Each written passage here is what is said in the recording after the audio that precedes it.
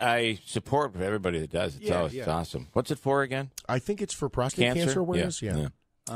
If I did that, I would look like a nomad. It would really be unbelievable. I mean, it's bad enough your arms, and I mean, we see them. Yeah. Andrew shaved this morning. Look at him.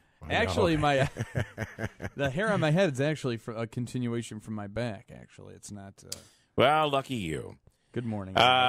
So, with the election just a few days away, it is ramping up. Like, just to listen to the series of commercials that you'll hear. And by the way, if watching on TV, we block all the commercials, the political commercials on TV. So it's like a preview of what life's going to be like next week. Yeah. But for those that are lucky enough to be listening in on the radio or the app or online, you're able to hear some of these commercials. There's like a bluegrass song playing in one.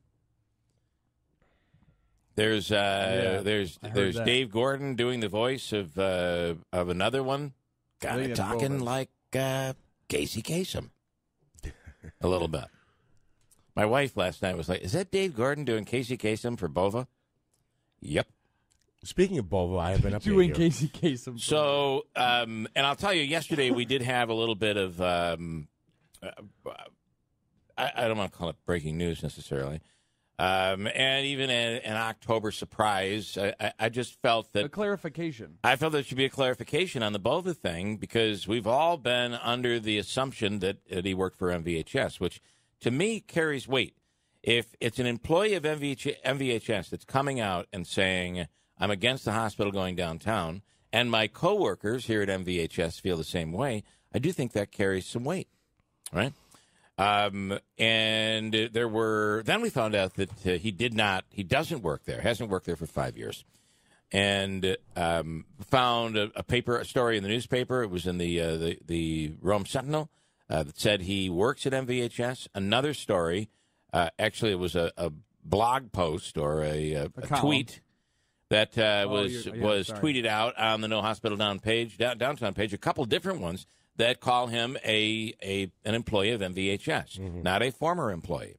So to me, that is either someone has made a mistake, which I think might be possibly true in this case.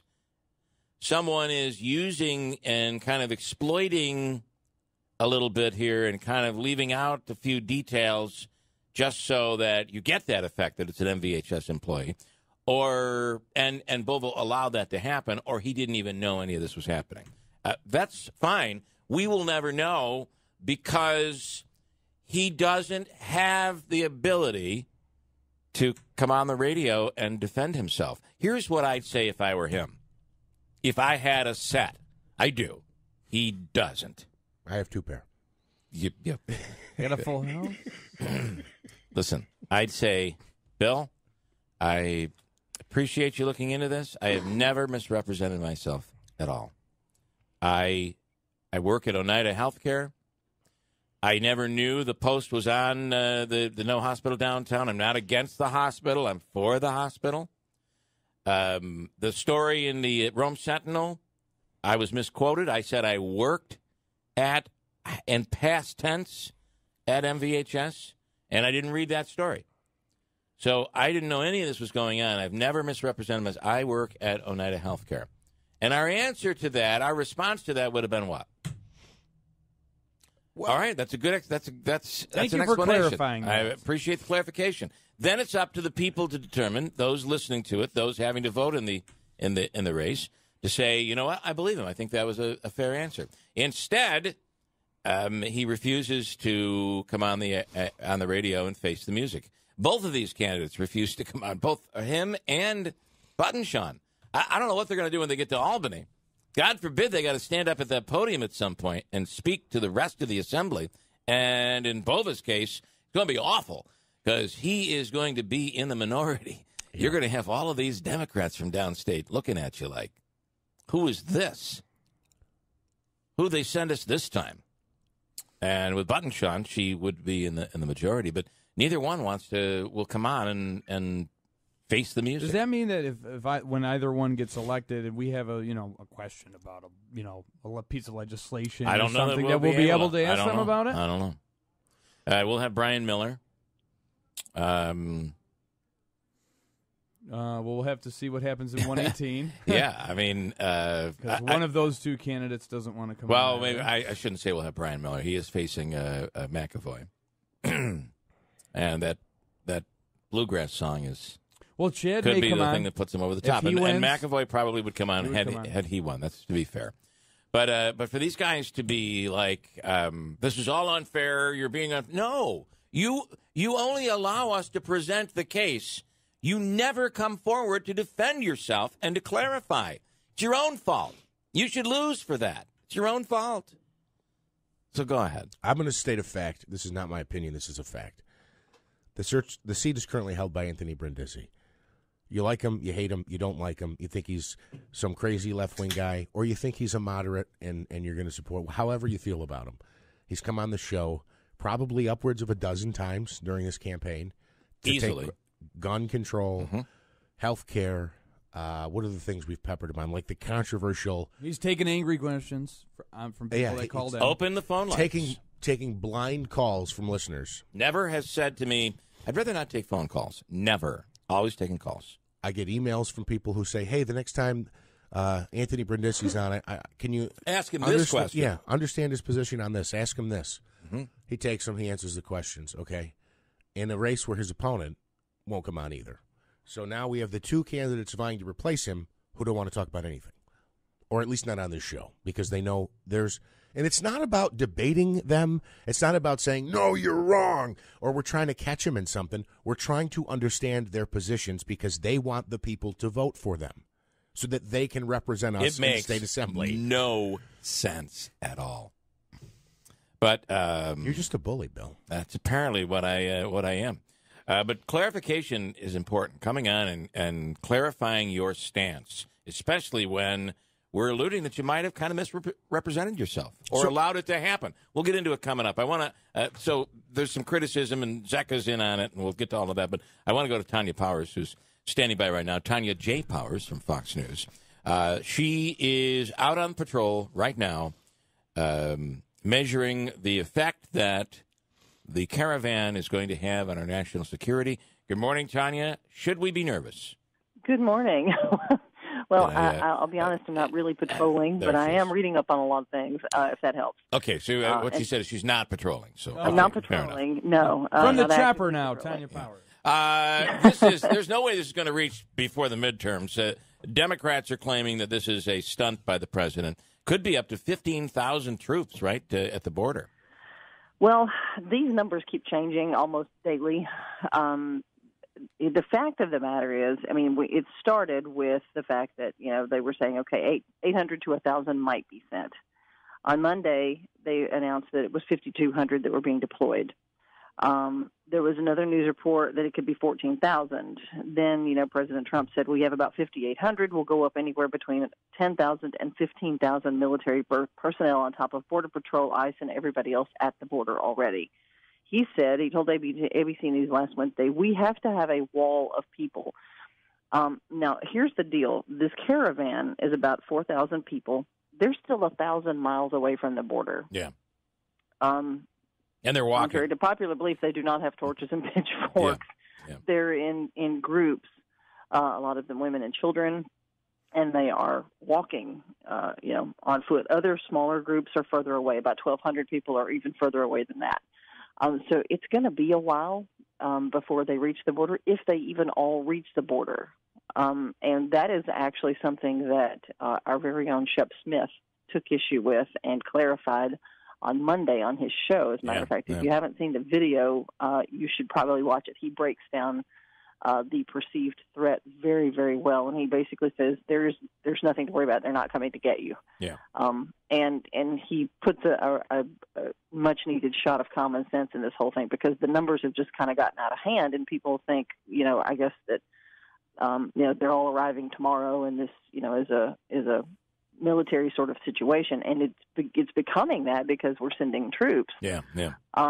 But these are not people that are they're not packing guns and coming to invade our country. They're seeking asylum to get away from the thing that is driving them out of their own home country, which is probably where they'd rather stay. And it's very interesting because the president has this would not be an issue had it not been for the president. He's really the one that put a big spotlight on it, right? Well, yeah, because the midterms. Right. I mean, this is exactly, and it's like, it's like I said, Shep breaks it down extremely well, and he explains this is because the midterms are a week away, and the topic of immigration is something that the president has gone to time and again, and we saw this in 2016. It gets the people who support him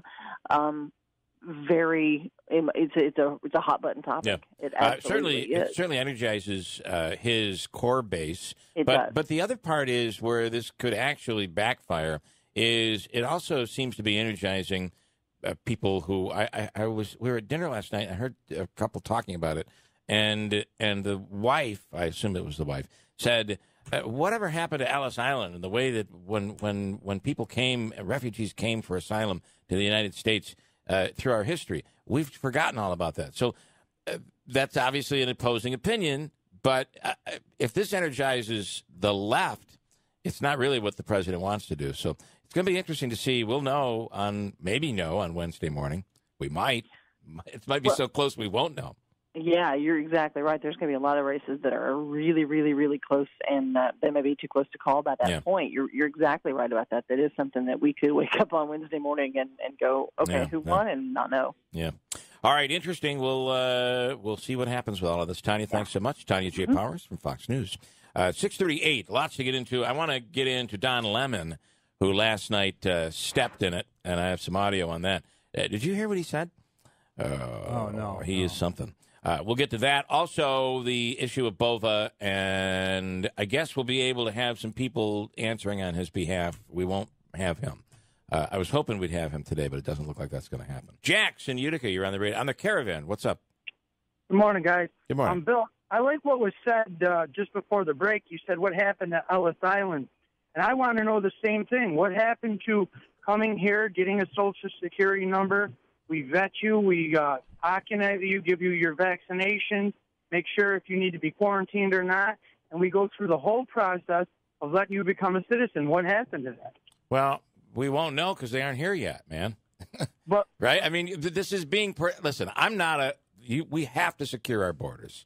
You can't allow a group of thousands of people to burst through if they're told they can't come in, to burst through. We can't allow that. We have to. There's got to be some security, right? Yeah, I get it. I get it. But at the same time, this could be handled differently. And Jax, there still is legal immigration going on. There is. But still, my point is this could be done in such a different way, but it's not being done that way because it's all political. The Democrats are using you. The Republicans, the president is using you. You're being used. By both sides. Political now. Everything is political. You know what? I got to tell you. Nothing to do with if Trump's doing a good job or a bad job. It's all political so that a party can be in power. You're right. This is all about Tuesday. And that's why there's a game show host in the White House. Okay. All right. I guess I can't figure out which way you're going, but all right. I'm just saying it like it is. Trump's in there because he's a businessman and he doesn't owe anybody anything. He did it all on his own dime and the media's dime, and we put him in there to shake everything up. Yeah. We're tired of the same old, same old. My whole thing, though, is that we could, as a country, we could be handling this whole thing a lot differently. And why aren't we? I don't know. Well, you already said it. It's because Tuesday. It's political. You're right. We don't care about people. We just want political and we want power. That's what we care about. Yeah. Well, anyway, it's a hot issue, and the president's done a great job of putting it in the forefront. I don't think we've ever had a president that has fought for his party, during a midterm that he's expected to lose. But doesn't this sound familiar? Though he was expected to lose in 2016, so I don't think you can call any of this. No, you know what I find funny is all the people say that they want the caravan to come here, and then I asked them, well, are you taking any in? No. Do you lock your doors at night? Yeah. Well, why? Well, because I don't want people in who I don't know who they are inside my house. Right. All right. I'll take that analogy. Thanks, Jax. Goodbye. I guess he's all over on it, but seems to be supporting the president. Listen, all I'm saying is this is not going to affect us before the midterms, and it's all about the midterms. It's all about getting the vote out. But I wonder who gets out. Who does he energize? Who does the president energize? Does he energize the right, or does he energize the left? I think both are getting energized over this, and I'm not sure it works out to be a plus or minus for either side, right? This is starting to turn out to me, I think, that the bases of both are going to show up, and then the people that are undecided will remain that way. And they're going to stay home. I saw a commercial last night. I don't know where it is, Montana or L.A. I don't even know where this guy's from. But he started out he clearly seems to be somebody who's, I believe he's a Republican. And I wish I could pull up, I couldn't find the piece this morning. But it's a TV commercial, and he said, listen, if you're part of the far left or a part of the far right, I'm probably not the candidate for you. But if you're for someone that's willing to work with both sides and really roll up his sleeves and try to get stuff done for this country, then I'm your guy. The only way we're ever going to build the wall, the only way we're ever going to be able to fix the immigration problem, is if we work together, Republicans and Democrats. I thought that was kind of an interesting approach. You don't see much of that. No. Refreshing, but good luck, dude. Yeah, you might be right. You might be right. He has no chance. No shot. I hate to say this, but I think there are some elected officials who don't want it to be fixed, right? Because if you're a champion of the cause, that you and that's both sides. To be fair, it is both sides. Mm-hmm. Yeah. If you fix the health care, first of all, the thing on the health care is everybody's saying we are going to get rid of Obamacare. Well, that didn't happen. They put a bullet in it, but it hasn't been fixed. On the left, they don't want the immigration or health care fixed. They don't want it fixed because that's what they're running on. Yeah. Both of that's where we are today. It's like no one will get anything done because if the problem goes away, then they don't have their cause to get elected. It's awful. How did this work out this way? I don't think it's supposed to work this way, is it? No. I didn't learn about that in history. Don't fix the problem, you'll lose a job. That's right. That's right. We're not here to fix problems. We're here to get reelected or elected. All right. On the issue of Bova, do we have time to squeeze a little of that in? So is it the letter from Jim Zecca that you want to and listen, I wish he was on the air to defend himself. So the Jim Zecca letter, I don't know. I guess talking about Bova. I didn't have a chance to read that. So Bova reached out with an article from the Rome Sentinel. We didn't cover this part yet, right? No. The article from the Rome Sentinel we discussed yesterday. He sent me some notes from his conversation with Ron Kloffenstein. Thank you. Who's been on the program? Where basically he says, "Listen, Dennis, I might have made a mistake. I contacted the Sentinel. They're going to change the words from work to worked." And he said, I'll tweet a clarification as well. And then Dennis Bova also sent me a Utica OD article from March of this year when he launched his campaign, where in that article it says, right, that he once worked for MVHS, used to work for Bassett, currently works in Oneida. So, but if you go currently to, now it might have changed now, but currently on the No Hospital Downtown, they're touting him as an employee of MVHS. So that's what this whole thing was about. And he can take the time to send you messages, but can't take the time to put his voice on the radio. I still don't understand that. I asked him several times yesterday. I mean, somebody either made a mistake or was kind of leaving out some truth. Right? Yeah, he was a 15 or 13-year employee of MVHS. Yeah, all right. The other thing was he reached out yesterday. I was asking him, will you come on the show tomorrow? And he said, can I hear the parody song, the Halloween song? And I said, sure. So I sent it to him, and then I said, okay, will you come on tomorrow? And he didn't necessarily acknowledge that, so I asked him parody, that song made fun of everybody. Poked a little bit at everybody. Everybody. And, I tried to include everybody in it, and I tried to have it so no one could come back and say, oh, that was a hit job on so-and-so.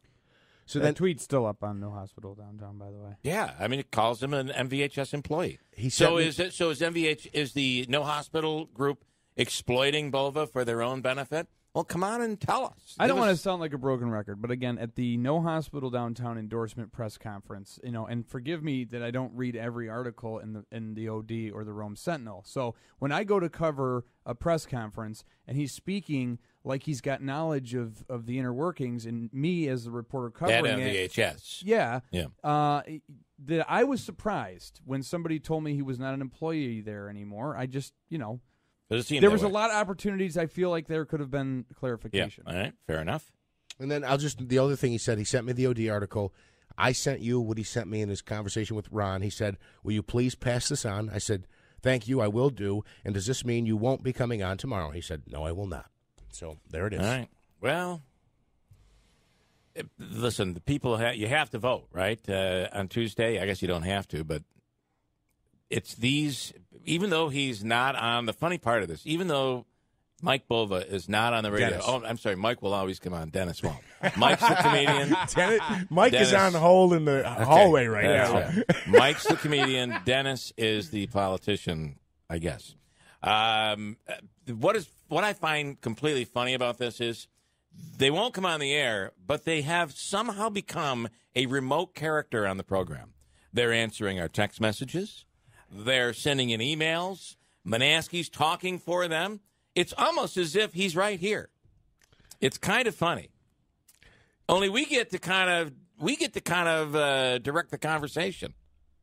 Can I say one more thing too? Sure. If the strategy is for any of the candidates, if I don't go on, they just don't have anything to talk about. We've been on this for 2 days. It could have been cleared up in 5 minutes yesterday. 5 minutes and you could have have looked looked good. If he had good. come on after that press conference, He we would have looked good. asked all these questions, and it would have never had to have come to us having to find that out. CNN is not commenting about Don Lemon's statement that white men represent the biggest terrorist threat in the country. That was his statement on Monday. It attracted criticism in conservative circles as well as throughout the country. He was talking about the negative attention given to a caravan of potential refugees in Central America. Meanwhile, white men are the suspects in recent shootings of 2 blacks in Kentucky and at a synagogue in Pittsburgh, Pennsylvania. Here's what he said. We have to stop demonizing people and realize that the biggest terror threat in this country is white men, most of them radicalized to the right, and we have to start doing something about them. A CNN spokeswoman said Wednesday neither Lemon nor the network would speak any further about it.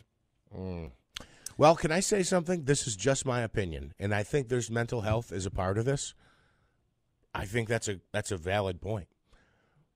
Who right? Do you feel, though, that if he was a white man saying that about black men in Chicago, that he would be able to keep his job? Oh, absolutely not. Okay. I don't, and Jeff, I don't know that I can agree with you that, granted that the majority of mass shootings have been done by white men, it's a generalization, and it's not fair. Oh, it's 100%. You're right. It's 100%. I'm just saying, as a society, like when we are, if you're profiling, you cannot deny the fact that mass shooters tend to be white, middle-aged white males. men. Yeah, sure. Yeah. Just like when, and if you were to profile Chicago, there are a lot of shootings every single week. And if you were to profile that, it would be black males. Yeah. But I'm young too. And kids. Yeah. It's awful. But I do think that if a white host went on and said that about blacks, the problem with America is black men. Wow, you probably wouldn't be able to keep your job. That's the biggest terror threat. And I'm not saying the problem with America is middle-aged white men. When we went through this after 9/11, and we did the screening at the airport, and we were taking all these precautions, and there's profiling that goes on. If the threat is right after 9/11, a bomb on a plane, okay, and the 19 guys who did it were of Middle Eastern descent, they're going to be looking for somebody. Probably wouldn't be me who you would be looking at. Yeah. But in this case, although they were searching like little old ladies. Yes, they were. Well, because crazy. Again, it's the whole profiling thing. Yeah. It's like, so you're not going to check any white people. Right. You're only, so. But I don't agree. It's not a healthy conversation to have. But I would say, who is the biggest threat to take a gun and open up fire in a room full of innocent people?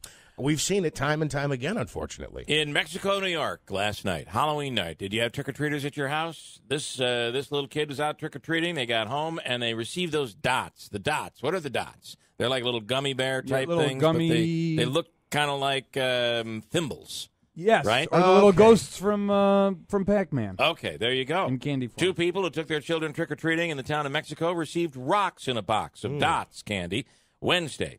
And when you look at it, there's a picture of it in the newspaper. This is the Post-Standard. And it's like it's just a box of rocks. Dumber than a box. Somebody got a box of rocks. Parents checked the box of candy and found that the box had been opened. The candy had been replaced with rocks, and the box was resealed. They contacted authorities. Luckily, the kids did not eat those rocks. I would have just put the rocks back into the box and then sealed it and thrown it at their window. They probably don't remember who gave that to them. Well, that's Yeah, and instead of breaking their teeth on the rocks, they figured they'd go with the slow rot and just suck up all the sugar instead. That's right. That's right. Let the Listen, teeth fall out in 20 years. If your kids keep eating all this candy, that's what their teeth are going to look like. DEC in Catskill area has ticketed a woman. She has been charged with making a pet out of a snapping turtle. You know the snapping turtles, if you were to grab from behind, you got to go really back to the legs. Because a snapping turtle has a neck that will come out and come way back around its body and actually bite you. And one of those snapping turtle could take your finger off. It really can cause quite a bite. Anyway, it's illegal apparently to have a snapping turtle as a pet. And there's a little picture of the aquarium that the lady has. And sure enough, there it is. It's a snapping turtle. I'd be afraid it would break the glass on the aquarium, but apparently not. And a few months ago, KFC offered $11,000 to whoever had the first baby on the Colonel's birthday and named the baby Harland. That was his real name. And a couple in North Carolina actually did it. They had a baby girl, and they wanted that $11,000 so much they named her Harland Rose. And they have received $1,000 from KFC for college tuition. Name your baby Harland. You could win $11,000 in college tuition. All part of a contest by KFC to honor its founder, Colonel Harlan Sanders. The chain will give the prize to the first baby born on September 9th named Harlan. You'll have 30 days to submit an application. September 9th was the Colonel's birthday, and the $11,000 is a nod to his chickens. 11 herbs and spices. They really thought that was quite amusing. I couldn't get over it, but yeah, it happened. And for a grand? I mean, come on, for a grand? $11,000. Oh, $11,000. $11,000. By the time that kid goes to college, that'll get them lunch at the cafeteria. Yeah. That's about it. Yes. How did your Colonel Sanders go? He was dressed as Colonel Sanders yesterday and looked really... It went really, really well. And we did on the announcements. My friends were dressed up as potato wedges and customers and a drive-through employee. I love it. Angelo, you're something, man. I didn't get any money for dressing up like him, though, so I don't understand. It's coming. I got a break. Hold on. We'll come back at WIBX. Howie Hawkins making his way into the studio. So, no, but I think if there's any use of any animal product, it's forbidden. You can't even use it. Yeah. Good morning, Howie Hawkins. How are you? I'm great. How are you doing? I like this surprise. I didn't expect to see you this morning. Oh, well, my campaign manager told me we're on. All right.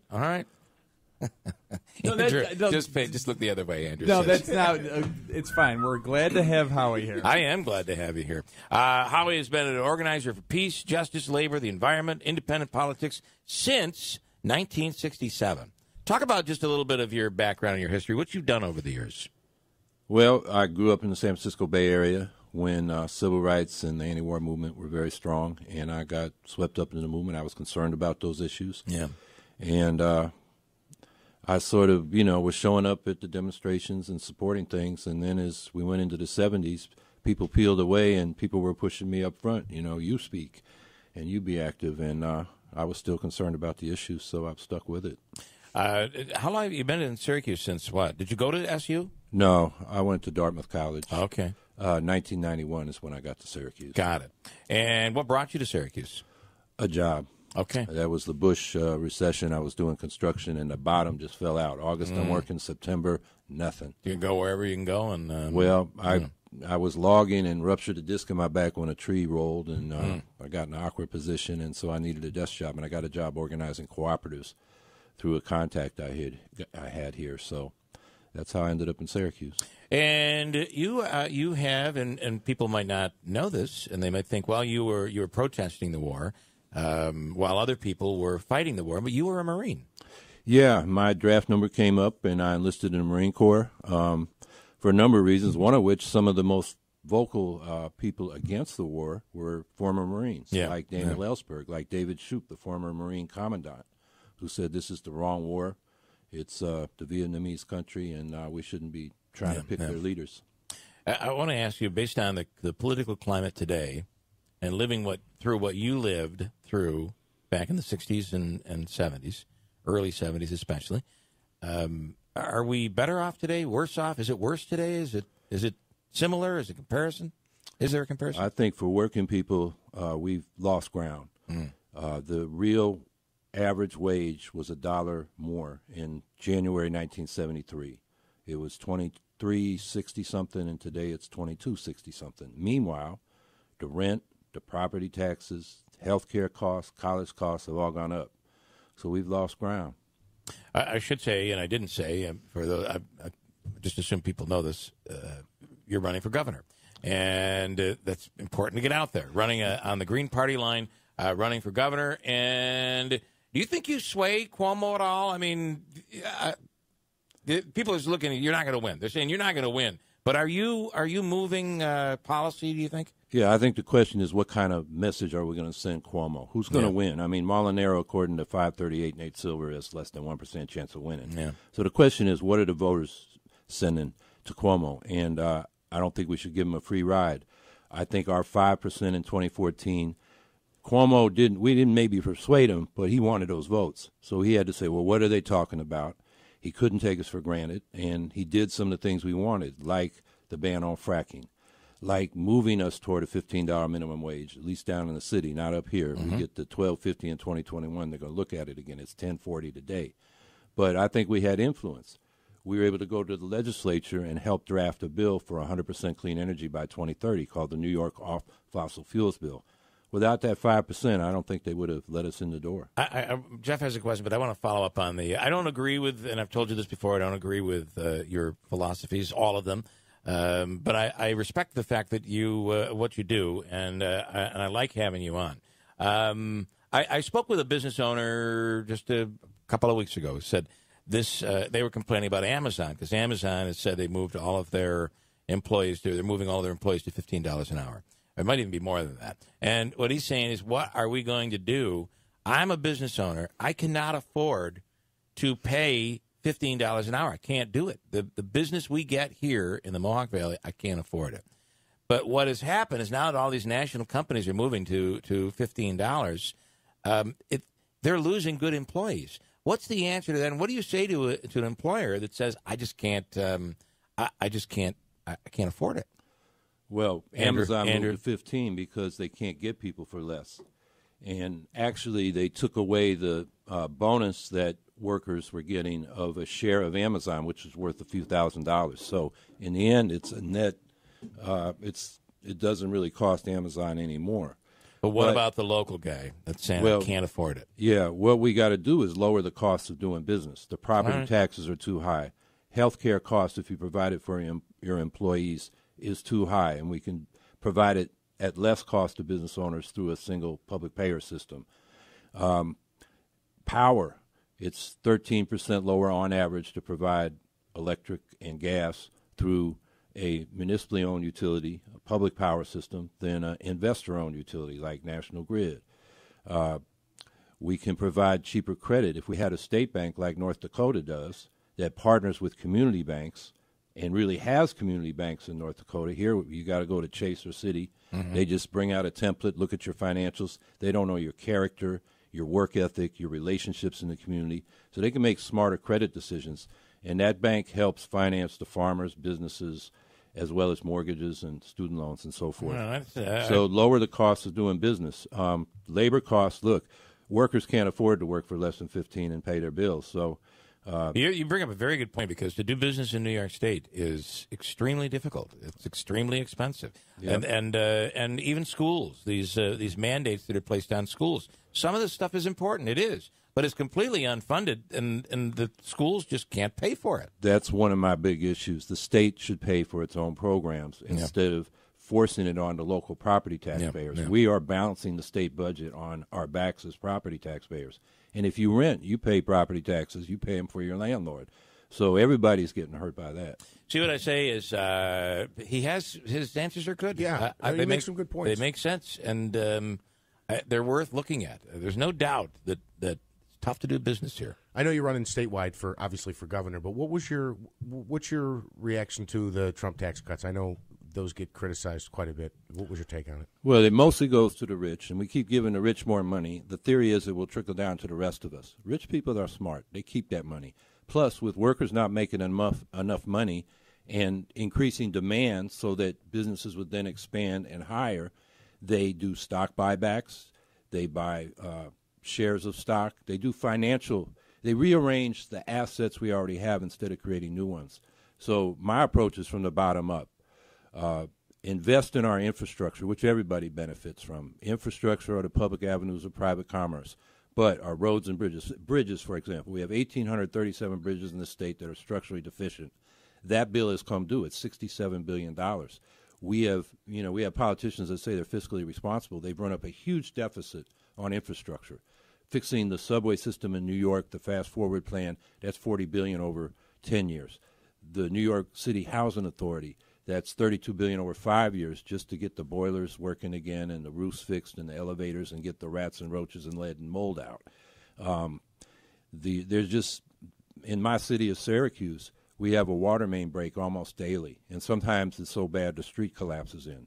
And so we're patching this system up that has, bricks and wood water mains. These were built in the 1800s.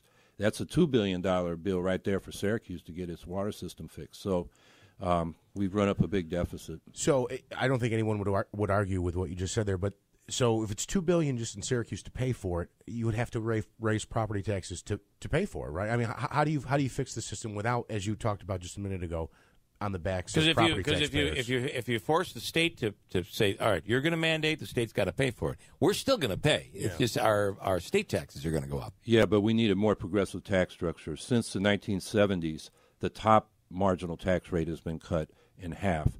The bottom marginal tax rate, the first dollar you earn, they raised the rate from 2% to 4%. A more progressive tax structure like we had in the 70s would raise $10 billion a year. The stock transfer tax, which is pennies on a trade, but it generates about $15 billion a year. We've been just rebating that right back to Wall Street since 1981. So right there you got $25 billion. Mostly comes out of the pockets of the 1%, whose share of income in the state has grown from 12% in 1980 to 31% today. If we took 10% more of their income, roughly $40 billion, they would make $375 billion last year.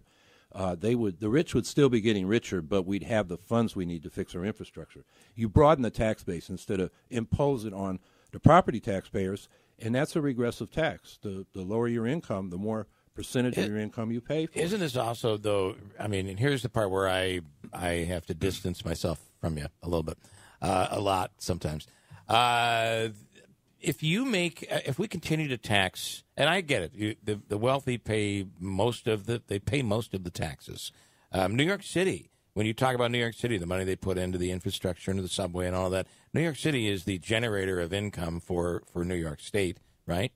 That's where the 1% is based. But if you make it difficult for the 1% here and continue to and add more taxes, don't they just go to another state where it's cheaper to do business and live? If they leave, some other business person will come in and make the money they're making here. Look, Tom Golisano, who's the big example, he's living in Florida now. He's running around the state complaining about his property taxes. And any income he makes in New York, he has to pay taxes on it here, so he's still paying taxes here. The million people that left, that's the working class. The cost of living is too high, and too many of the jobs are crappy. They're going for other opportunities. So that's who we have to worry about. Like I said, you raise taxes on the 1% to pay for the infrastructure and the unfunded mandates, and the rich are still going to be getting richer because they'll be making so much money. We've seen a lot of money invested here in the Utica area. Some of it is not turned into anything. Some of it hasn't even been spent because, for instance, the Nano project is not we don't have anybody to fill that space right now. But the money that's been put into our infrastructure, into the roads, into the auditorium, the hockey team into the hospital, $350 million for a brand new hospital. Do you feel that's, normally upstate New York just gets ignored, and it seems like a lot of money has been pushed into this area. Are you good with that? We haven't really rebuilt the infrastructure, the roads and bridges and water and sewer system. Yeah. Broadband has not been extended to all communities. Mm-hmm. So there's still a lot of work to do there. And when Governor Cuomo, took the bank settlement money and instead of investing in infrastructure, it's a one-time money, should go into a permanent asset. He did this Hunger Games where every region competes. In the end, every region got their money. He became a game show host. Everybody had to go through him. So it's like a statewide patronage system. And they had to slap together these projects. I know in the Central New York Regional Development Council, they've appropriated or authorized spending by all these projects, but only a few of them got started because it was so fast. Yeah.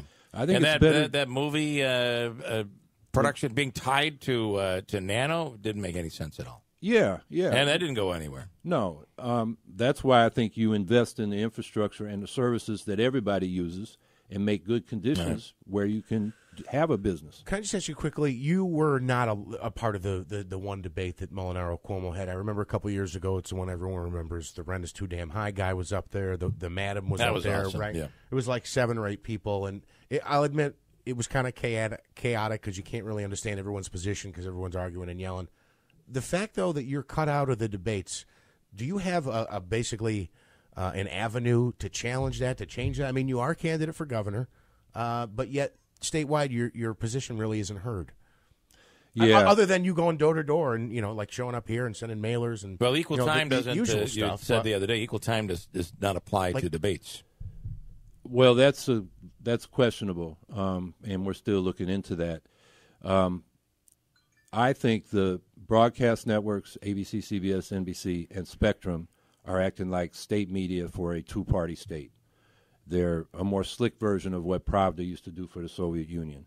They have left us out of the narrative, and they only wanted the major candidates, and Cuomo only agreed to one of those. Those 4 institutions combined gave Cuomo $850,000 over the last 8 years. CBS, which hosted the 2 debates, primary and general, got $16 million back from an $87,000 campaign contribution in loan guarantees and grants to fix up the Ed Sullivan Center down there in New York City. So there's a conflict of interest there.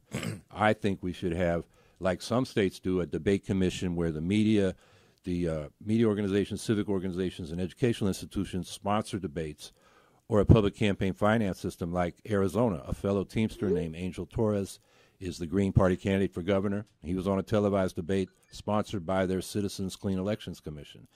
That's the kind of thing we need, because right now the media will say we want Cuomo, and he gets to set the terms, and he decided this time he's not going to debate. Well, Andrew has a question, and I have one more before we let you go. We're talking to Howie Hawkins, Green Party candidate for governor of New York State. And that's what I wanted to ask you about tonight. Does it benefit you that Cuomo doesn't show up so that you can actually probably get more words in, or would you rather have him there to challenge him on a number of things? Oh, I'd rather have him there.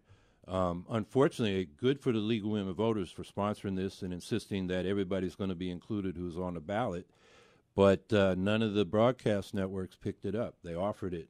They had to do a GoFundMe to raise enough money so they could have it produced nicely and put on their website or their Facebook page. So it'll be Facebook Live, not covered by anybody. Will Molinaro be there? Molinaro is coming. What I like Molinaro. He's the Republican. I think I believe he's a moderate. What is your issue with Molinaro? Other than the fact that he doesn't have he probably doesn't have a chance either. Yeah, unfortunately. he's like me.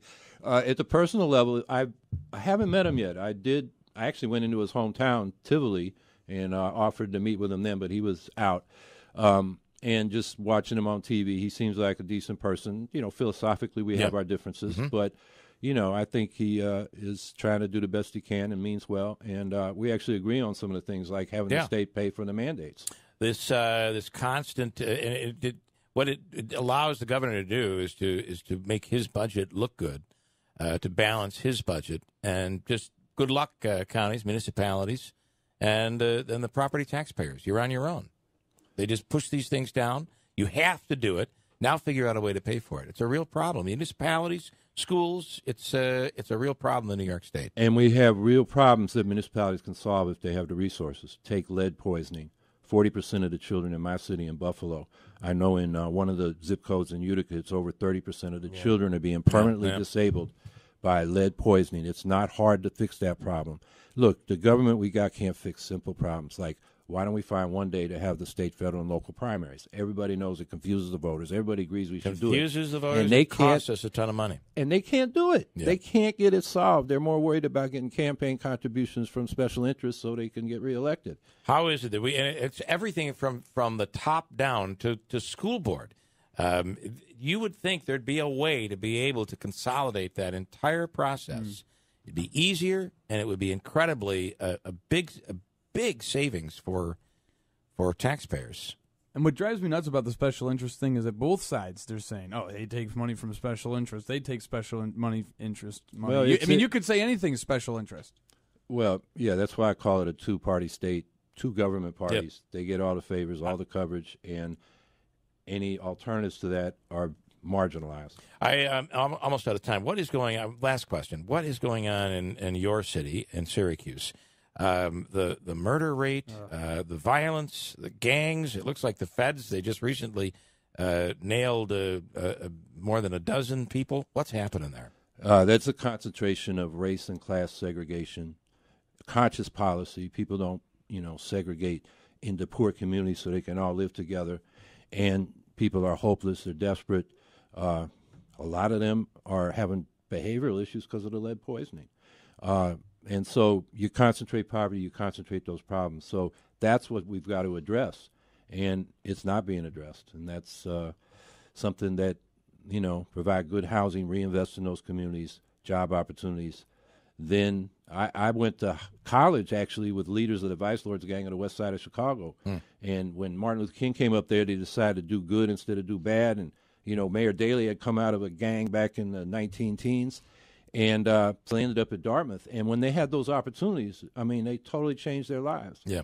And so that's, I think, the way to address that. Otherwise, people ask, why do we have intergenerational poverty? Well, you concentrate poor people in situations where they can't get a good education, they don't have access to jobs. In those communities, the percentage of adults who are of working age, the prime working age, 25 to 54, is about the unemployment of those people is 40 to 50%.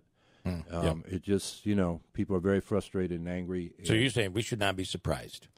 No, and it's been going on. We've had a spate recently in Syracuse, but it's been a long-term problem.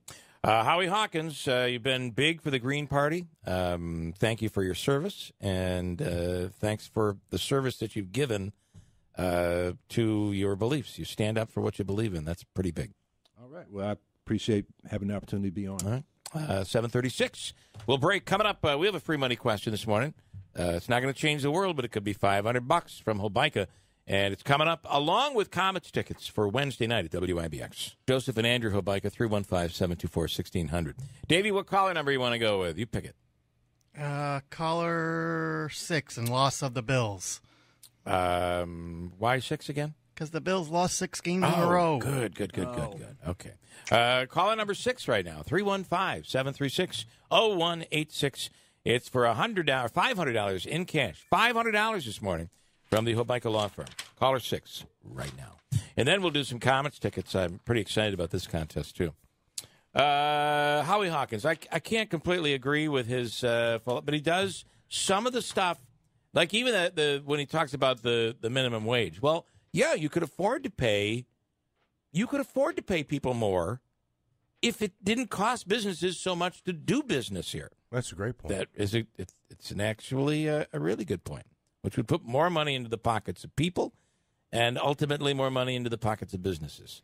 And then, but then the state would have to find it, another way to make up for the you got to be able to streamline the services, I guess. You got to find a way to cut the waste. And if there is waste in Albany, which you got to believe there is. Absolutely. That's where you start. But, and I don't know how much, but I'm sure there is. And, by the way, the Northeast has this problem where we have repetitive, multiple layers of government. And I know that's something Tony Picentti's talked about a number of times. So I don't know how much it is. Is it 1%? Is it 5%? Is it 3.5%? How much could a municipality save if they looked at consolidation and reduce? Yeah, but I've been the repetitive layers. I've been the town.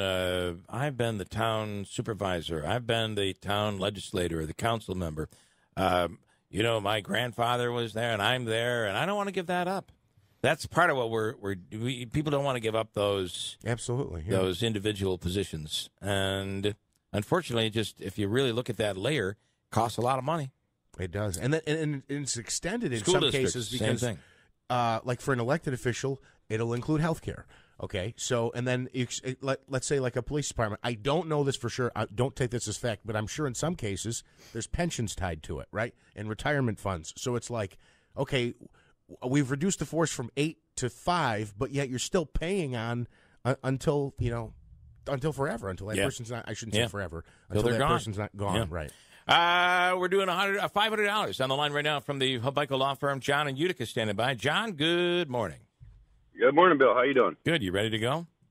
I'm ready. This is worth $500. John's going to get this. I think he's going to. Right. You can tell he's a guy who pays attention. Pays attention. Exactly what I thought. All right. Here is, and I hope you do. It's worth $500, and here it is. What year?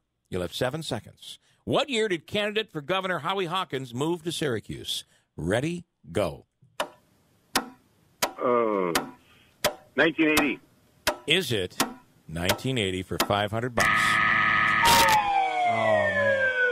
I tested this question out on Andrew and Manaski, and Manaski had it just like that. Mm-hmm. The year was? 1991. Yeah, and I only asked that question, John. You would never know, except Howie Hawkins was just in studio and just answered the question. So either way, well, listen, I have a 72 Tavern and Grill gift card for you, which is connected to the Adirondack Bank Center.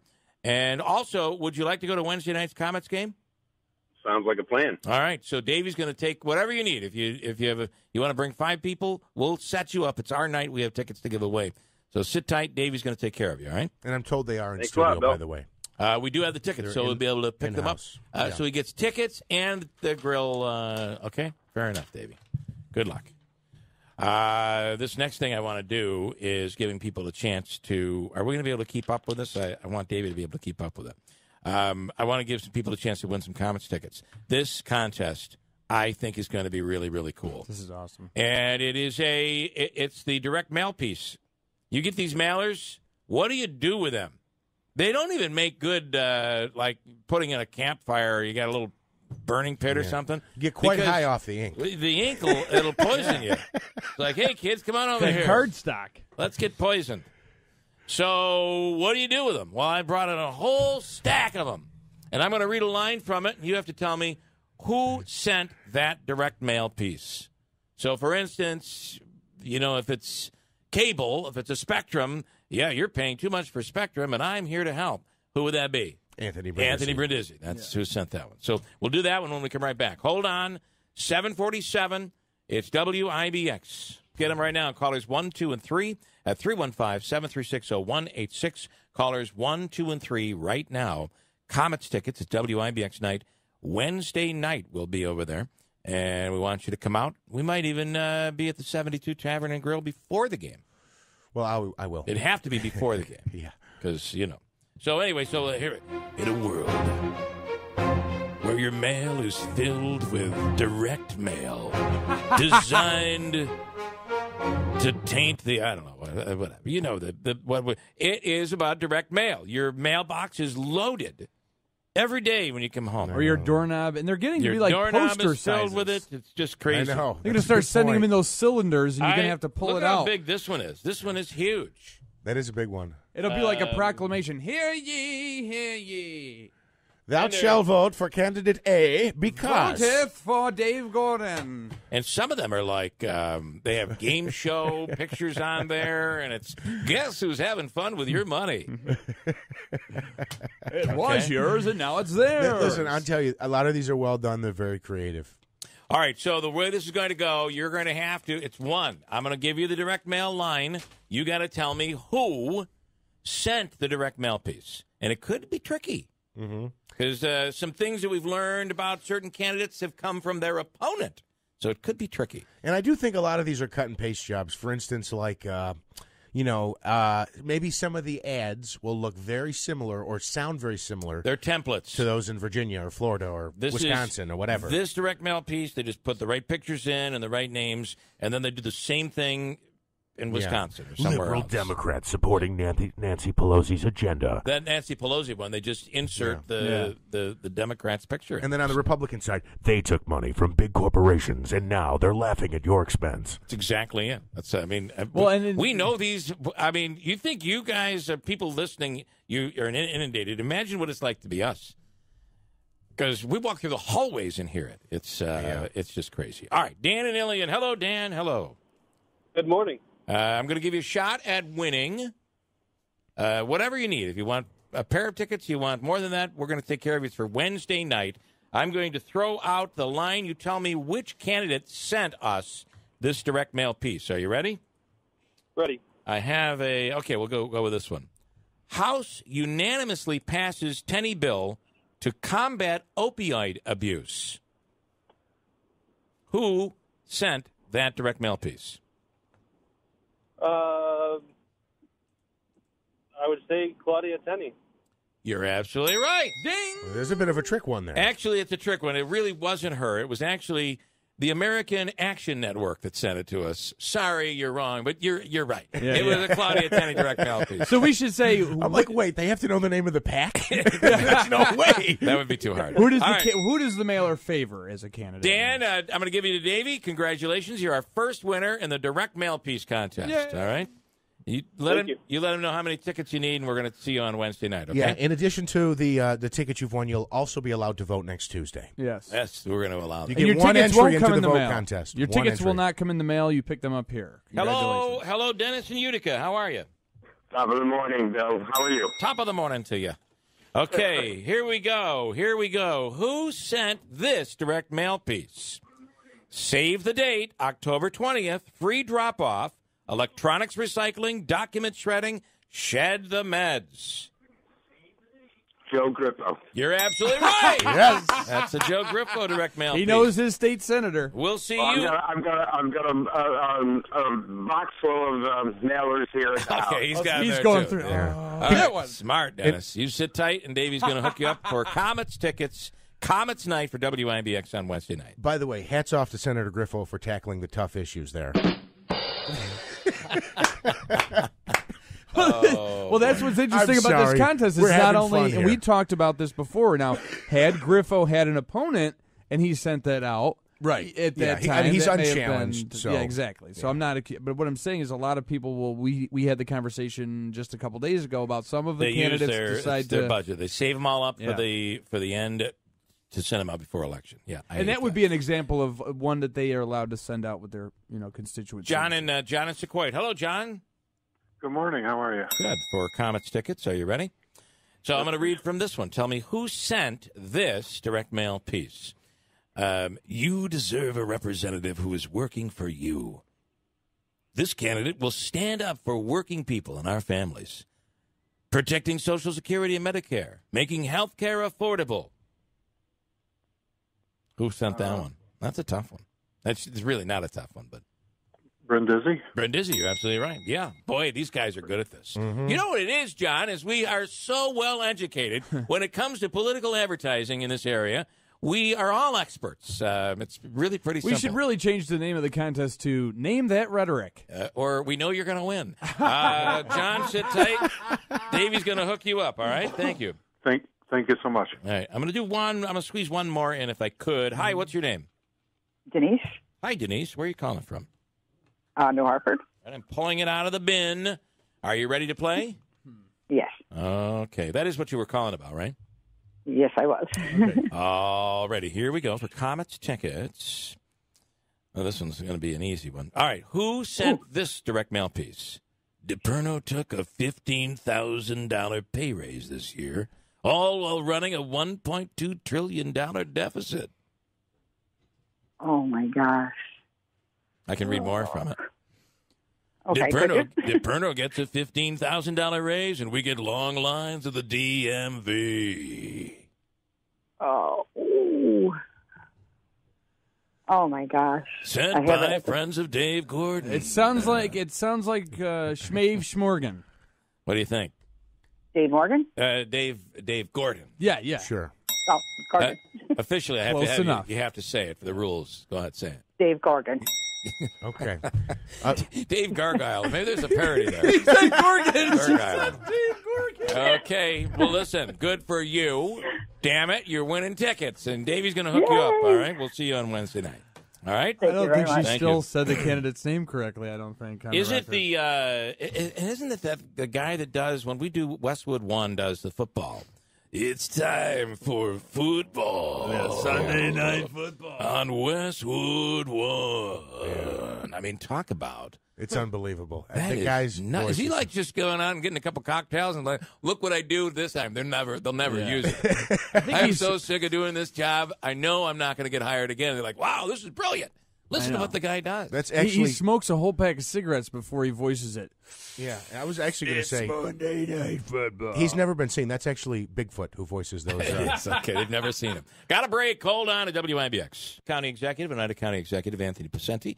Good morning. Good morning. I don't want you to think that adding you to my Monster Mash parody was an afterthought, but it kind of was. I felt a little bad. I was waiting, Yeah. and then but then I got in at the end. So. And I didn't want to bring I refused to be that guy that was going to drag Chief Sheriff Mashal into something he didn't belong into. So I purposely didn't put him in. Well, I mean, you're the first. Well, you're the first one because I think I've been involved. I mean, there's so many people that I come across in everything I do each day and traveling around the county and whatever. Think I'm running because everybody at least has mentioned my name. I know. So it's like everybody's running against me. It's almost, in some I hate fashion. to say, but they've taken the they're using you as their Pelosi, your local Pelosi. Yeah, I guess. I mean, well, I'm sorry for it's a that. bad, I apologize. But no, but I just, I guess we'll see what happens next year. So. All right, I want to start right off. Right. The last time we had you on, you said I'm not going to weigh in on the congressional. Well, he said he wouldn't endorse. Are you endorsing? No, I'm not endorsing. Oh, you're not. endorsing. You're not. No, Okay. I'm not endorsing. No, I mean, look. Okay. But let me talk about that because everybody asks about where But I've made it clear, and everybody knows, and there's issues there. It's no secret, but it's really about. It's not about the politics of the party in a sense. It's about who I can work with and who I do work with. And from day one, from 12 years, we've lost that. Well, I haven't, and I'm not about to. Yeah. I mean, I have worked for 12 years as county executive, and as someone who, if it's good for my county, if it's good for this, any one of the cities, the towns, the villages, I'm for it, and I'm with you, and I'll work. I've disagreed with both sides on issues. So nobody can say that I only agree with the Democrats. I never agree with the Republicans. That's not true at all. And while yes, I am a Republican, proud of that. Been one for 37 years, and continue to work to better my party. But not going to stand around when someone who comes and runs all of a sudden is Mr. Republican. And or Miss Republican and hasn't done anything for the last, right. In that regard. So I mean, my stripes never changed. I work with everybody, and I do that. And so this talk about who I support and who I don't is about who I work with and what's better. Sure. I mean, people elect me. As they elect everybody, they elect you for the office you are, not to run campaigns. It is interesting because I think that as someone who has written a lot of political copy. Mm-hmm. The old way, the old concept was that you're selling an image of a person and who that person is and their integrity and the quality of the person. That is being now. It doesn't seem to matter. It's like, oh yeah, he's a good guy, but I hate his politics. That's where we are right now. And the other point, not just I hate his politics, that we can lie. Or that they can lie and they can print things that are lies without verification, without facts. I mean, Seems to be the way. David Gordon, DMV, going to move it to Gander Mountain. You can't do that as county clerk. It's just something that you as county clerk, whether it's Sandy DePerno, and look, I've worked with Sandy. on many issues over there, and she's been there in the clerk's office, and she didn't work for the clerk's office 38 years. What is that reference? I've been trying to figure that out. Well, look, there's people that have been in government for a number of time. I always get the rap that I'm a career politician. I've held one office, but I'm a career politician because I worked in government. If you're a teacher, nobody says you're a career educator and slap you in that regard. Yeah. Well, by the way, or a police officer or a firefighter. It's another area where I've been a public servant, and I'm proud of it. That used to be a positive. It used to be a positive, and so David's run for so many offices that it's. I don't think he's got it clear. He should read the charter. Charter says that as far as county offices where they're going to be located, including the DMV, which is as crazy as it is, it's not our function. It's a state function. It's a service we provide. So you just don't arbitrarily move it. Would the state have to? Absolutely, the state has to do it, but more importantly, the county has to do it. Right. I have to do it, and the board of legislators has to confirm. You mean the it. county clerk isn't You the just leader can't go of the and county? you can't go lease space and do that. Yeah. Secondly, this issue of a deficit is. I'm the budget office. Let me read here. DePerno gets a $15,000 raise, and we get long lines at the DMV. Took a $15,000 pay raise this year while running a $1.2 million deficit. Yeah, there are departments that provide services for which, in this case, DMV is a state function. It's not our function.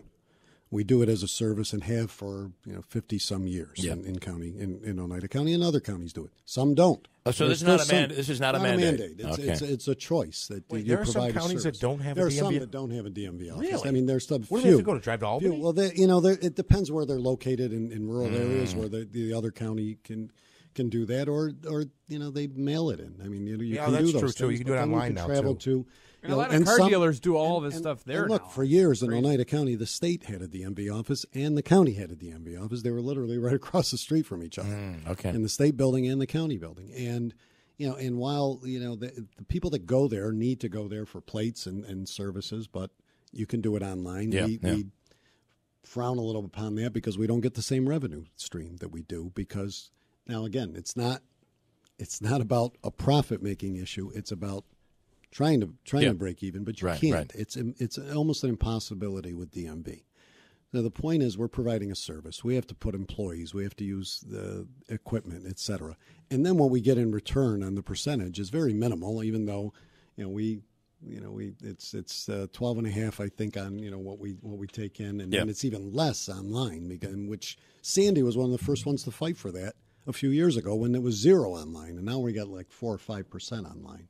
Because if you go online, that's why we do the 1, 2, 3 Main Street commercials to say, look, keep your money here. Let's help out and continue to provide this service.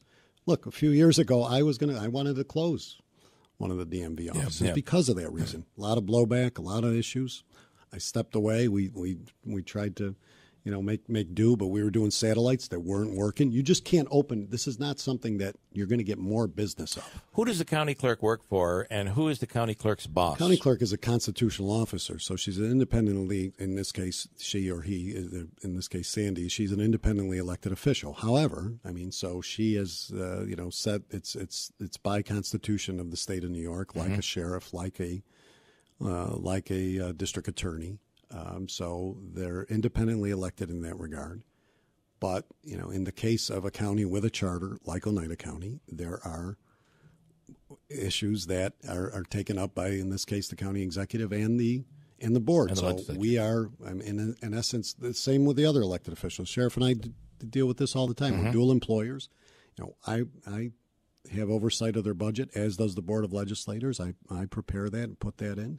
And the board ratifies that or amends it, as they are doing, they're doing now. So, that's where it comes. But when you come into these issues of whether, especially DMV, it's a service, and we provide that service. We're not losing money to this point of where it's we're doing a bad job of it. There's just so much to go, and with the costs that we have to incur, we provide a direct service to the people of this county. I know Mineski is, but would it be fair to say that the county Department of Public Works, whatever the county, Sure. which department does the plowing and the salting and all that?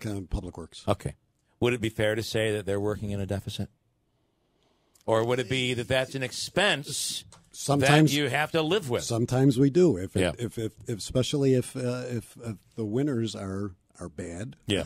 We could be running in a deficit. But there are services that are provided that you don't have a way to make the money back. It's going to be an expense. Right, but the budget in itself is not in a deficit because we balance everything out. It's all it's I mean, I've not run a deficit in my 12 years in office. I guess my weak point that I'm trying to make is there are divisions or there are budget lines that may be in deficit in their particular revenue stream because what pays for DMV and is the revenue that comes from DMV.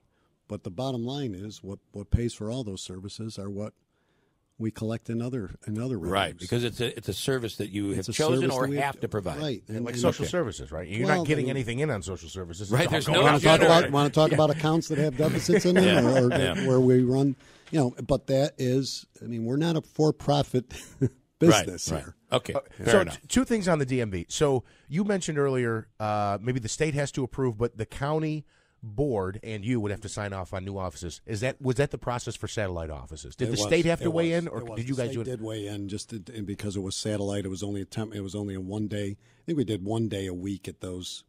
We didn't do them all the same day. Yeah, and you put them in rural areas. We put them in the city of Sherrill. We put them. It was in Bridgewater. It was in Camden. It was in Boonville, I believe, at the time. And when you got to staff them. Yep, there are union issues in terms of we are represented, or our employees are represented by unions that have to have specific coverage and workers. You can't have part-time workers for it. So the other thing I wanted to ask was on that's an expense, and then transportation's an expense. So the clerk, whether it be Sandy or Dave, couldn't come in and say, "I want to do another." It would have to be an action by the board. So the board would have to be on this move. It would. The other thing is to open a new office. How many employees would it take to staff it? And there's obviously a cost associated with that. He hasn't said that, but I mean the DMV office in Utica, I believe, has somewhere over a dozen. So if you were going to go full throttle in New Hartford, you'd have to double it, right? You would have to duplicate. But again, in doing that, though, and this goes back to my initial point. So doing that, this is not a business that is going to grow because you're opening another office. You're just going to keep getting the same. So the cost that you're going to incur, if you did New Hartford, Utica, and Rome, full staffing or at least full time 5 days a week, offices, with the same hours, the revenue. You want to talk about a deficit in terms of that because the revenue is there's just so many registrations, license, and plates and all the things that go on, and a lot of people still do it online, which then doesn't impact those offices in any sense at all. So, adding another office to a service that it's not about. He's saying it would generate money and pay for itself. You're saying absolutely not. Absolutely not, because why aren't the other two paying for themselves in that regard? Okay, all right. I want to throw out a few. And another office doesn't mean more people. Necessarily, it just means more employees. It out. More employees, but it doesn't mean more the general people public. So, if there's a New Hartford satellite office, I'm not going to the train station. Right. So instead of going to the train station, I'm going to New Hartford. I will say that there are those people that know the valley. Sure. That'll pick up and go to the valley. But that's the value. We could talk about that, and it's not about whether it's Herkimer, whether it's Madison County or whatever. And we talk about this in social services. Jeff brought up social services. We lose employees to those counties because the caseloads are smaller, because they're smaller counties. There's less people. So it's easier to provide a service when you have less people that you have to provide it for. And not everybody's willing to drive all the way down to. But if you live in Oneida Castle, are you going to come? Are you going to even drive to Rome? Right. Are you going to drive to Utica, or are you going to go to Madison County? If you live in the farthest part of East Utica.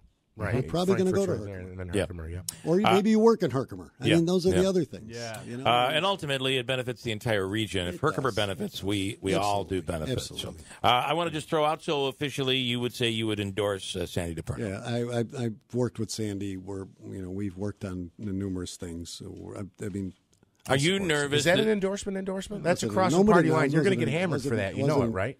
neither one of them, and nobody's asked me to be endorsed to endorse them. So, are you nervous? Are you nervous that Dave Gordon could win, and the turmoil that he could cause in that position? Well, I mean, am I nervous? He's an obstructionist. There does seem to be a takeover, an attempt by Claudia Tenney to take over the Republican Party, and he's a part of it.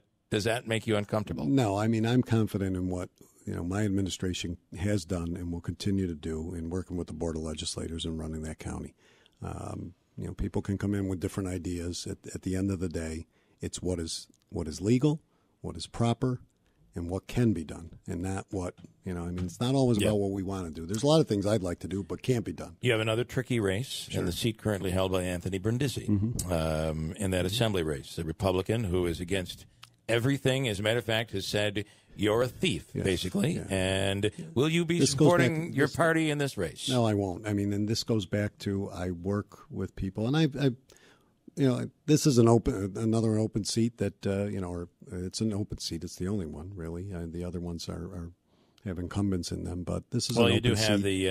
I've worked with Mary Ann, the other assembly race. As far as MVCC has gone over the years. She's an outstanding individual. I haven't heard her say anything that's been contrary. I mean, I don't know where she stands on all the issues, so it's not about endorsing her or supporting her in that regard. It's about I just won't be supporting a guy who calls me a crook. I just won't be doing that. And I know the two of you have such a great relationship in the congressional race. I'm being sarcastic. Yeah, well, you do have a good relationship with Anthony Brindisi. Well, but it goes back to my very beginning of my, Anthony and I have worked. What I find, I've worked together for in the years he's been in. I got in office in 2007. He got in 2010.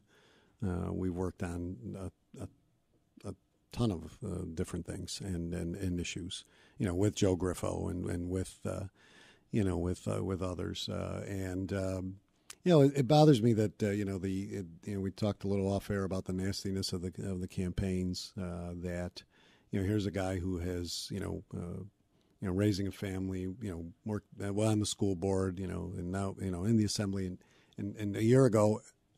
Everybody, he was doing a great job. All of a sudden, now he's a puppet for Nancy Pelosi and Andrew Cuomo. And I said this on the show the last time. I mean, he did a State of the State with Andrew Cuomo, with an empty chair of Andrew Cuomo. Right. I mean, he did. He was not allowed to be in a photograph of a groundbreaking because he had taken on the governor. So this argument that he's a puppet and that he's followed that agenda is ridiculous. I mean, so again, in the case of he's not asked for my endorsement, and because I think Anthony knows, but then again, that's about his character. Yeah, I do want to say, you talk about that, and I've heard a lot of, well, listen, they've both been bad. Both sides have been bad. But if you really look at it, show me the place where Anthony Brindisi has overstepped the boundaries of decency when it comes to Claudia Tenney. I'm looking. I want someone to call me up on that because the Italian comments, the mob comments, that stuff is crossing a line. It is, and putting pamphlets up at a church and the with other baby thing is, killer. That's crossing a line. Yeah, I got a mailer the other day that says Anthony Brindisi supports a casino in downtown Utica that will bring drug trafficking, crime, and drugs. I haven't seen that sex trafficking. Excuse me. Sex trafficking. Now, first of all, Anthony Brindisi didn't propose the casino. I did. Yeah. Secondly, Anthony, has never said a word about it to the point of gotten in the mix because it wasn't his issue. Now, having said that, they're using those things against him that he has never said anything about. I mean, he has never pushed one way or another. He supported the U district in terms of concept and the agenda, but there's a point. There's one thing. The downtown hospital, of course, that's a whole nother issue that that we can get into on all of these candidates one way or another. I guess it's one area where you could say that he said some things that were disparaging. What I've heard from Anthony, but that was private. But what I've heard from Anthony is what he's done. Yeah. And not what a president has done, and not what everybody, not what sounds good. I've heard what he's done, and I've seen what he's done. Yeah. You know, in terms of firefighters and the cancer bill, in terms of taking on, you know, tough issues like Spectrum, and in terms of, you know, the degree program, you know, for trades in the high schools, and you know, the education funding. I mean, for what he's fought for education in this area, I mean, every teacher should be supporting that. I mean, so I mean, I want to know what everybody else has done, and I haven't heard that. I've only heard what, you know, from the Congresswoman, what he's against or what he's going to do. Yeah. Which, how do you know what he's going to do, and what is assumed that he's going to do because of his party affiliation? Seems like you can't deny anymore. You can't say, "I'm not going to do this. I No, promise you," because no one will believe it. Right. Well, I mean, but it's the ridiculous thing is that you're accused of doing something that you're not there. You haven't done it. You said Right. you're not going to do it, yet it keeps coming up. I was found it a little disturbing. I mean, there's 2 other casinos in Oneida County. Is there a huge sex trafficking and drug problem at the 2 casinos I got to we have put now? this. I think I got to put this to bed once and for all. I mean, there's you know, there are no plans for a casino because it was a proposal that I put, and it's got shot down by numerous people. That's fine. I do we'll have put to it, say- we'll do it someplace else, and then when it goes someplace else, everybody will say, "Gee, we should have done that here." I do have to say, I've never seen so many political figures in this area run from a topic than the way they ran from your casino proposal. Everybody ran from it. Everybody came out against you on it. You know, and you know, this year we'll probably bring in you know, close to $19 million in terms of revenue that 4 years ago did not exist. Mm-hmm. Beer Museum still moving forward? Yeah, I'm trying. I like to do that. I really, Nexus is the real big piece that we got to get done. But that's something I'm waiting. You know, I was waiting. I thought the governor would have done. You know, or at least, you know, we've been talking about, and that's, you know, that's another piece. It's like, tell me what you're gonna do.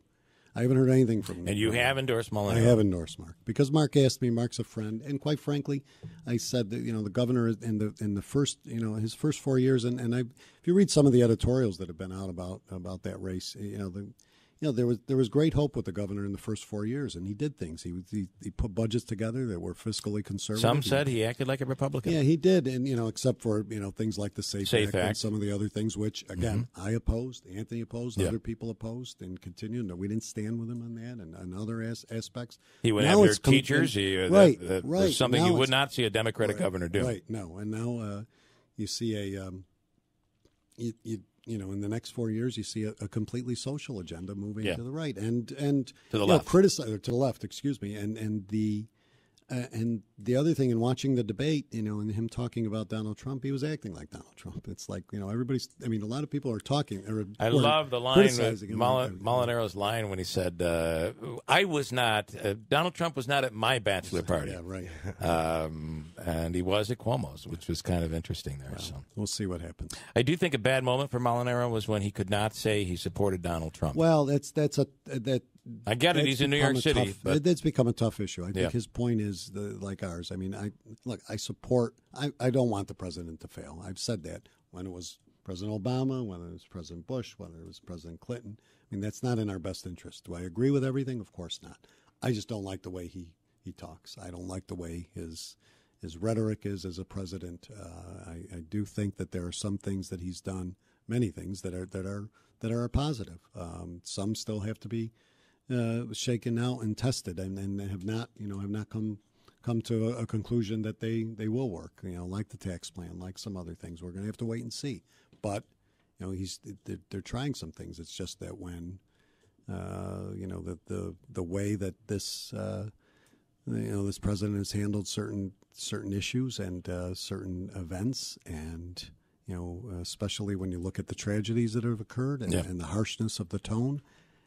You know, that the thing we did the other night at the Jewish at the temple, you know, was really telling, because it is about how we're treating people, and this election shows that. And you know, I don't know what's happened to us. It really is not the America or the politics that I signed up for. All different today. Sue in Utica on the radio. Good morning. Oh, good morning, Bill. Yeah. Oh, this is Sue Arcuri. So I was going to say, on the Flyers thing, this is more of a Sue Arcuri thing than a Tenney thing. I know she supports Tenney. What are you calling about, Sue? Okay, so first of all, I wanted to call, but I wanted to make clear that as a director of Oneida County Right to Life, we have pamphlets that are made, and they have been distributed through the area, outside of churches and whatever. Not at any point are any of these pamphlets depicting an aborted baby. They have a beautiful picture of a baby on the front. Did any of these posters get taped inside on pews in a church? Pardon me? Did any of the posters get taped inside a church on pews? Absolutely not. No, it's not. Then how did they get in there? You had nothing to do with that? Absolutely not. We had nothing to do with that. But they did get in there, right? You know they got in there. I know nothing of them. Oh, come on. Are you playing dumb here? Come on. You can do better than that. Pardon me? You know they ended up inside the church. But at the very least, but you heard, so now you admit that you heard they did get inside the church. Bill, let me get my word. So no, back to the part about I just want to know, if you feel at a confirmation that it is appropriate to tape flyers, abortion flyers, inside a confirmation, inside a Catholic church. You know that happened. Do it, but you don't want to listen. No, I'll let you talk in a second. You know it happened. You admit it happened. You say you have nothing to do with it. Absolutely nothing to do with that. And my pamphlet was handed to Joe Marino's father outside of Mount Carmel Church, and he knows exactly what that pamphlet looks like. They've got the beautiful baby on the front, and the insert explains Bill 8. The difference between Anthony Brindisi and Claudia Tenney. I get that. All right. So is that the clarification? You're saying you didn't put those flyers inside the church? It's something to do with it, or our organization did. Okay. Is not true, Bill. All right. And I'm not going to let you get away with saying that we've done that. Have you put them on the cars outside Mass when they were? We do not do that. We don't know who has done that. It's crazy too because they're your flyers. I don't know how in the hell they get there. We got to dig in. A lot of people have taken our in. flyers and made copies of them. Okay. Because they're very concerned with the full-term abortion bill that Mr. Brindisi passed that kills baby after they're born. There's no life-sustaining measures. And you realize that he's denied that is actually true. You're distorting what the bill really was. Not at all. Not at all, Bill. Okay. I know that verbatim. How do you handle the nuns on the bus who came in, who I asked specifically about the issue? And they said they're not. These are nuns in the Catholic Church who say they are not voting based on one item, that item being abortion. They seem to be criticizing Claudia Tenney and leaning in the direction of Anthony Brindisi. They are Catholic nuns. How do you? I know that. How do you justify that? Catholic doctrine. These nuns should, by Catholic doctrine, should be excommunicated. But we have a bishop that is progressive, that doesn't want to do anything about it. All right. Anything else you want to add? Pardon me? Anything else you want to add?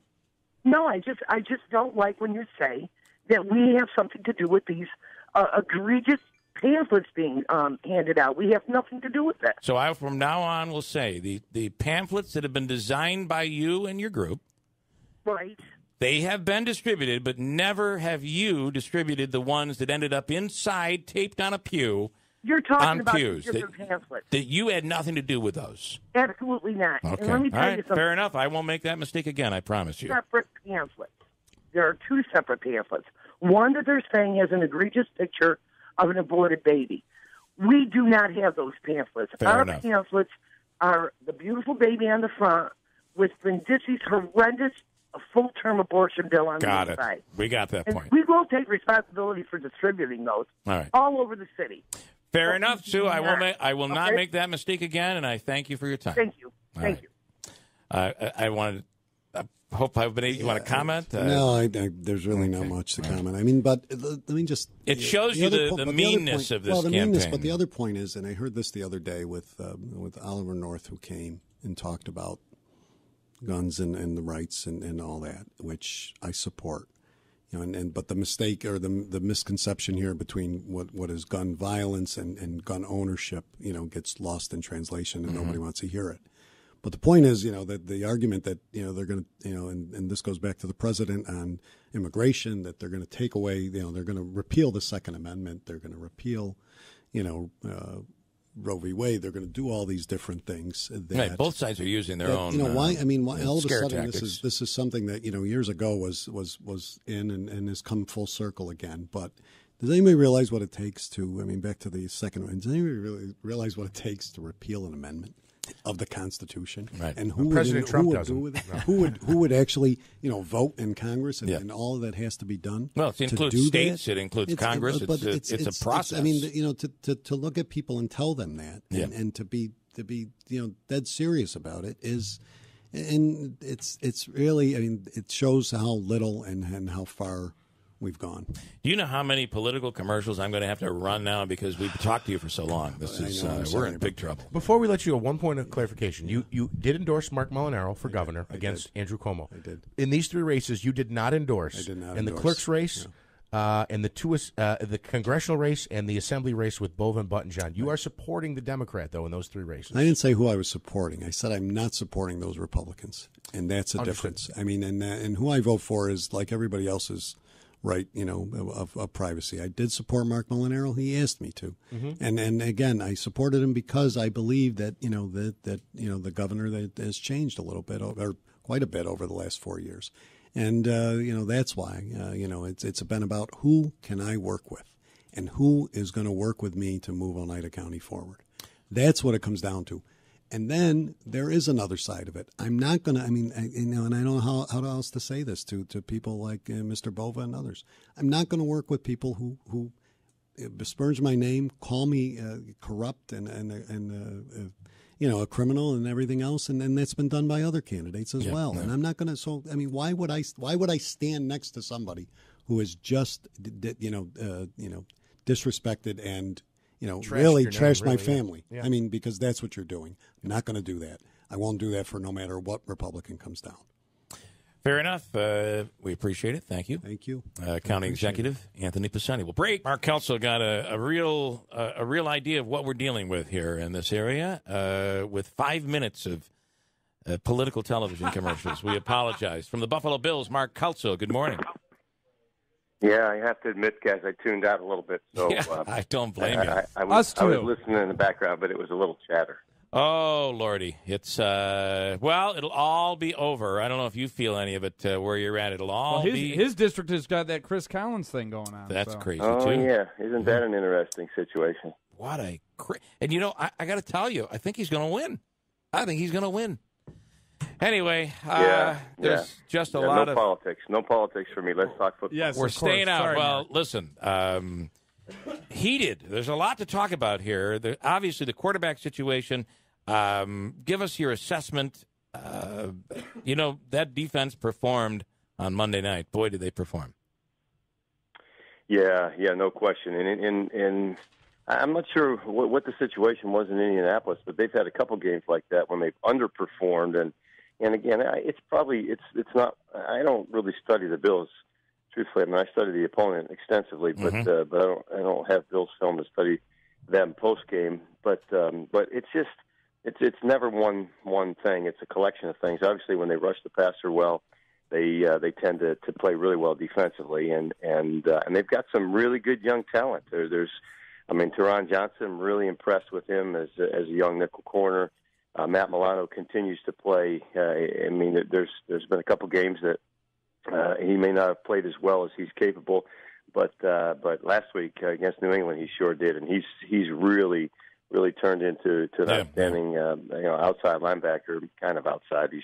He plays that will linebacker, but he's got some real ability, and his career trajectory just continues to shine. Tremaine Edmonds, so they've got a good collection of guys, and then got some veteran leadership with Jordan and Micah Hyde on the back end, and Tre'Davious has continued to his trajectory as well, coming out of his rookie season where he played really well and first-round draft pick. So they've got some guys, and then the guys inside. So when they're all playing in sync, things seem to go pretty well. But they've got to have a pass rush and limit the time that the quarterback has back there to find an open receiver. And when that happens, and they're when they have good coordination between those different components of the defense, they seem to play really well. Yeah. And they're going to need that effort the rest of the year because the offense still seems to be in a little bit of disarray, a little more creative last week against New England in certain situations.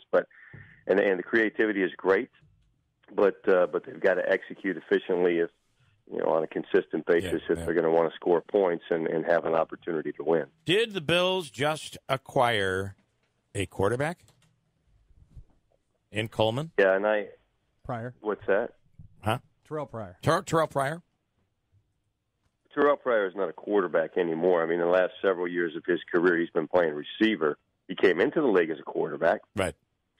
But well, just like in politics. I would suspect he could be a disaster quarterback. I don't know how many snaps he's had in the last few years. I mean, he was in Cleveland, as I recall, most recently. Fabulous athlete and a guy who I think they added him to the receiving corps because they really have not had a lot of dynamic play from that group. And again, it's the whole thing. It's not just one position group or one guy. I mean, it's the entire collection of players and I mean, because there's some good ones there. There's no question about that. I mean, Russell Bodine he's been really productive over his career at the center position, but then you got some other young guys there. I think Jordan Mills still continues to play well, and LaShawn McCoy obviously is a really good player and still one of the top backs in the league. But it's got to be coordinated with an offensive effort across the board. And if everybody's not doing their job, it's not going to be effective. So I'd be surprised. I mean, I would, like I said, maybe Terrell Pryor will take some snaps at quarterback this week with if Derek Anderson is unavailable, and they have Barkley who's just coming into the fold, and Nathan Peterman if that's what the situation is, and who knows, he may take a few in case there's a disaster situation. But I think they intend him to play wide receiver, and he's a guy that can stretch the field. Tremendous athlete, had a great career at Ohio State, and his career didn't quite unfold in the NFL like he thought because he thought he was going to play quarterback, and then they moved to the wide receiver. But a fabulous athlete who can win a lot of one-on-one battles on the edge for sure. I'm going to cut it short today. I apologize for the commercials you had to listen to, but it'll be over next week, and we'll do it again. Mark Kelso, as always, thank you so much. We really appreciate it. Yeah, well, they need a good effort this week, so it's always good to talk to you, and then hopefully the fans can escape some of that political rhetoric and watch the game on Sunday. Yeah, just don't watch during the break, during the commercials. Mute it. Yeah. All right. There you go. Just use that to go get something to eat. Or, there are fewer commercials on the radio. I'm just saying, Mark. That's a fact. Yeah. All right. Thanks so much. We appreciate it. No politics. All right. No politics. Mark Kelso. Thank you. Buffalo Bills. In studio right now, and I apologize because we went way long here, and it's a crazy world. 'Tis the season, It is. Nagel in studio, and Manaski just gave you an extra minute. So, all right. Nagel currently is at the Buried Acorn Brewery, and our craft beer of the week is what? What have you brought in? This is called a here? Grisette. So last week you asked me to bring in some of the funkier stuff that you can only get. I noticed that was fizzing out of the bottle. Yeah, the bottle gushed a little bit. It's a little bit warmer. It's a very highly carbonated beer. And that's because it's been fermented twice. So we start out brewing a Belgian-style ale called a Grisette, and it was a miner's beer. So it was a provisional beer that they would give the coal miners during their breaks, as kind of a restorative. And thing about this is it's very low alcohol. It's only 3.4%, but it's very, very flavorful. So, we ferment this beer called a Grisette, and then we throw it in oak barrels, and it has a secondary fermentation with a little Brettanomyces yeast, and that's what gives it that real funky, fruity flavor, a little bit of a sour tinge to it. Yeah, I like that it a lot. Aroma. Yeah, it's a really complex, cool beer. Yeah, and it, like I said, 3.4%, so you don't have to worry about enjoying too many at lunch or anything like that. Is this out? No, you can only get this at the brewery, but you can fill growlers. Oh, you can fill growlers out there in Syracuse. Cool. So, and again, the brewery is located Hiawatha Boulevard in Van Rensselaer. Okay. Well, thanks, Nagel. Yeah, cheers. This was a short one, and I apologize for that. No problem at all. It all ends next Tuesday. Yes, it does. It really, really does. Hey, rain in the forecast today, but a little more mild. We'll be up near 50 degrees. So enjoy that. We're back here with more of the joy and happiness tomorrow morning on WIBX.